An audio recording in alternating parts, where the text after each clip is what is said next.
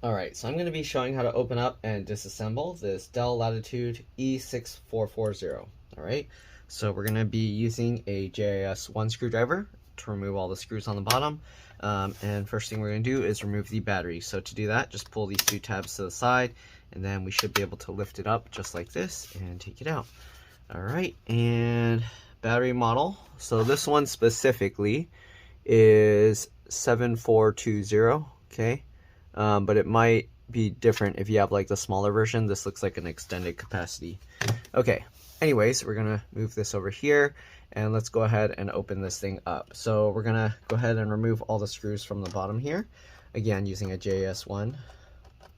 And you want to keep the screws in order because they can be different size, shape, and length. So the way I do that, I put them flat side down like that on my desk in the pattern I remove them. Alright, so we're gonna go ahead and start going down here and removing all these screws. We're going to be doing a SSD upgrade on here, so let's go ahead and get these screws out. I don't know if we're going to actually pull the keyboard out, but let's see. Do we need to remove other screws? It looks like there's just 3 here in this. Also, the CD drive or optical disk drive, you have this button. Once you pull that, you can pull this out, and you can pull the entire CD drive out. So if you did want to replace the optical disk drive, you can add a hard drive adapter instead if you don't really use the CDs. And this seems to be about a 9.5 millimeter thickness drive. Okay. I don't know how you would transfer this whole bracket over. I see one screw here, but I'm not too sure how you would move this thing over. So, I mean, it looks like we should be able to somehow move that over. Oh, I think after you remove the screw, you can take this thing out, and then there's screws on the side here. But I'm not going to mess with that because the customer just wants to upgrade their hard drive to an SSD. Okay, so let's see here. Do we need to remove these? There's 3 screws down here, so let's go ahead and remove those. I don't think we actually need to because I think we just have to get this cover off. Does it slide? Yeah, this doesn't look attached to that cover, so let me actually leave these screws in and see if we can find a way to get this cover off. Let's remove this SD card thing. Just push it in, it pops out. And let's see, can we remove this? It looks like, oh, actually, if we're just upgrading the hard drive, there's a slot right here. So after you remove these 2 screws, they actually have a little logo here for the hard drive. We can pull this out. And here you can see, actually, this already has a 1 terabyte SSD. But this is a somewhat slower one. So I guess we'll swap it out. I don't know, it's having errors. And then when I was trying to read the data, it was giving errors. So most likely this hard drive is, or SSD is going bad. We're going to take this screw out. Okay, and then once you remove that screw, we can kind of probably pull this out, right? Feels like it's gripped on. Oh, there we go. Okay, it was kind of sticking to this tape, but there we go. All right, we're going to get the replacement one. So here's the replacement, and we're just gonna stick it onto that. There's a little bump sticking up. Okay, and right now these Lexar ones are super cheap, and they have some good reviews, so we're gonna use it. But most of the time I've been using Crucial and Kingston. They've been good. I haven't had any issues with them. So we're gonna try this though, and if this holds up really well, it might be a new SSD I add. Okay, so anyways, they weren't using much storage, so we got a Lexar one. We're gonna see how that goes. Okay, let's see, does this pop up easily? Okay, so it looks like this piece does pop up easily. As you can see, I lifted it from here, and then I just grabbed and pulled it up, and you can see inside it's pretty dusty and dirty in here. So let me get that stuff off real quick. I don't want those crumbs to stay inside the computer.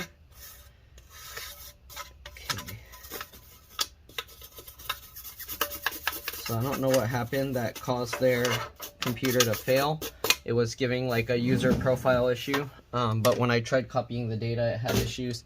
Otherwise, I would have thought, okay, it's probably just the OS got corrupted. Anyways, let me clean up some more dust here real quick.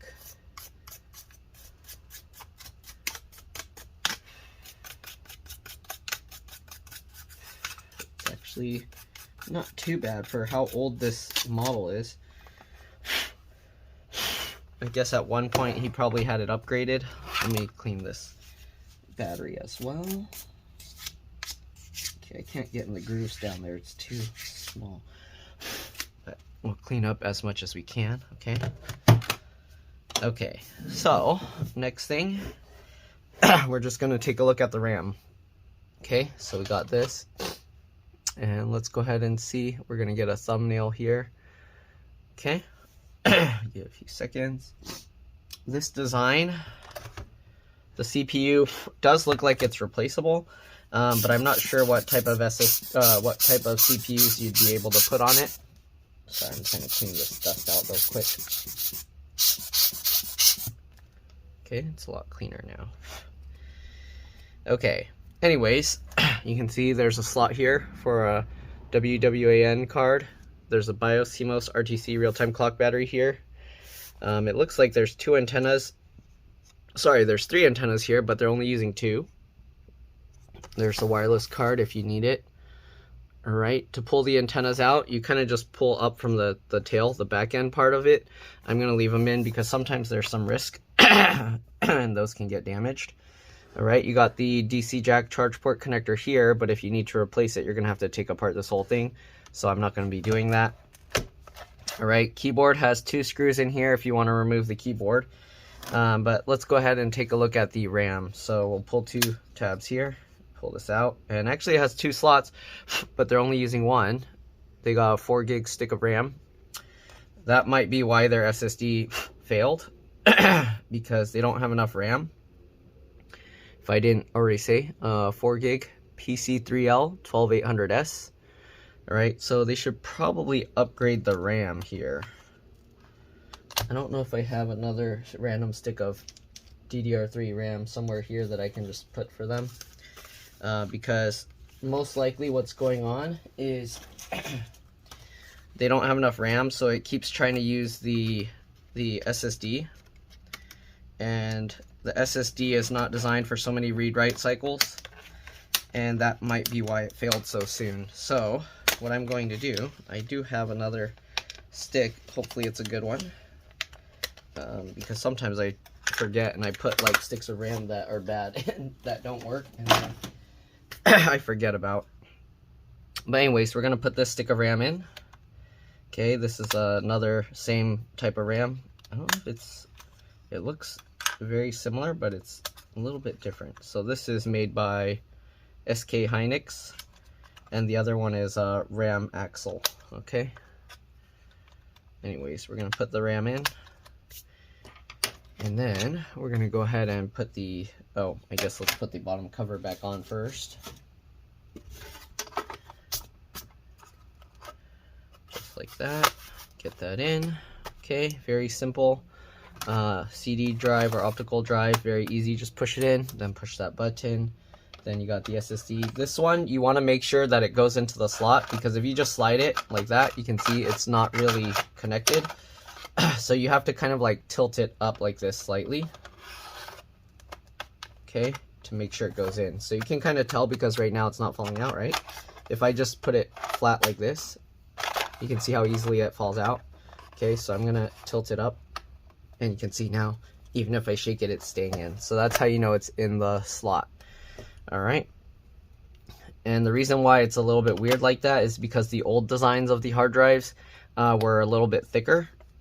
And that allowed it to kind of just rest on the cover when you slide it in. Right. Anyways, we'll get these three screws, last few screws back in. I don't know if we had to actually even remove this SD card thing, but we'll put that back in. Okay, then we'll put this at an angle like that and drop it down. Good. All right, let's flip this over. Oops, you don't need to see that. I'm gonna have to blur that out. Anyways, let's power it up and make sure that it's starting. So if the screen comes up and it's working okay, we should be good to go. Otherwise, the RAM is probably bad. I'm gonna have to take it out. It's trying to read the hard drive. I hear the CD drive spinning. So it's doing something. Is it going to beep or is it going to show the BIOS screen? Let's see what we got.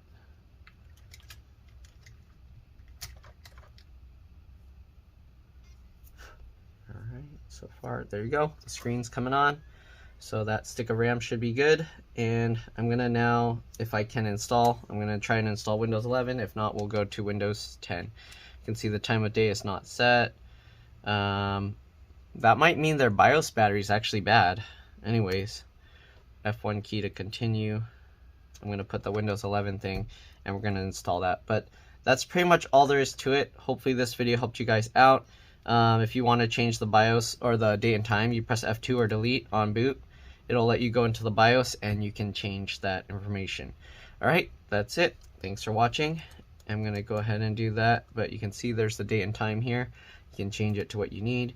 And yeah, that's pretty much all there is to it. So we're on February 1st, I believe, 2023. And I don't know what time it is, but it's actually, let me check here. It is 1:26. I don't know how many seconds, but 1:26, and we'll say like 35 seconds. Okay. Oh, and PM. What? How do I change this one?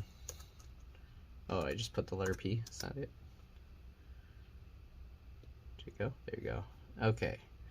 So that's pretty much it. Oh, it's 8. It's already 27. 1. Come on, let me change it. Oh, no, let me change it.